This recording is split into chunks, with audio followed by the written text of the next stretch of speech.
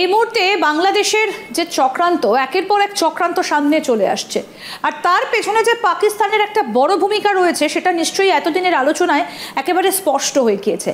নৈরাজ্যের বাংলাদেশের এখন নতুন বন্ধু হয়েছে পাকিস্তান। একটা রাস্তা বন্ধ হয়ে গেলে মহান আল্লাহ তাআলা অন্য রাস্তা খুলে দেন। গত 5 আগস্টের পর বাংলাদেশের সাথে ভারতের কূটনৈতিক সম্পর্ক তলানিতে পড়ে। বাংলাদেশের নিজেদের আধিপত্য হারিয়ে পাগল হয়ে যায় ভারত।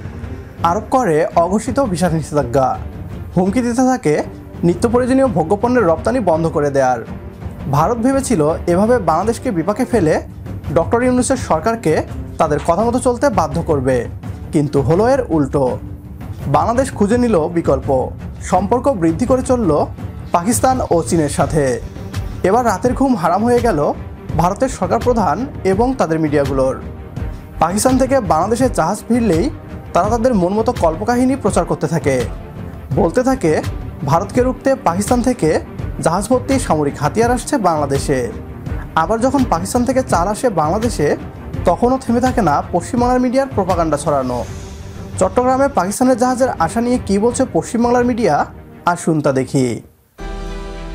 বিশেষজ্ঞদের মতে ভারত বাংলাদেশের সুসম্পর্কের শেষ সেতুটাই ছিলেন হাসিনা, কিন্তু পালাবদলের পর আপাতত মরচে ধরেছে সেই সম্পর্কের সেতুতে।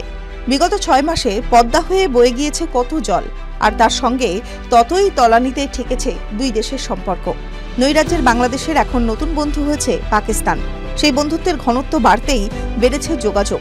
গত নভেম্বরেই 53 বছর পর পাকিস্তান হয়ে বাংলাদেশে এসে থামে একটি পণ্য বোঝাই জাহাজ। সেই থেকেই যেন আবার ফেলে আসা বন্ধুত্ব নিয়ে বুক চওড়া হয় ইউনূসের। নভেম্বরের পর ডিসেম্বর মাসেও করাচি থেকে 699টি কন্টেনার বোঝাই করে বাংলাদেশের চট্টগ্রাম বন্দরে এসে থামে আরও একটি জাহাজ।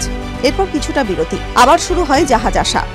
গত বুধবার পাকিস্তানের করাচি বন্দর হয়ে চট্টগ্রামে এসে থামল আরও একটি জাহাজ। শনিবার সেই প্রসঙ্গে একটি বিবৃতি জারি করে সেদেশের খাদ্য মন্ত্রণালয়ের তরফে জানানো হয়েছে যে পাকিস্তানের থেকে মোট 26,250 মেট্রিক টন আতপ চাল আনিয়েছে বাংলাদেশ।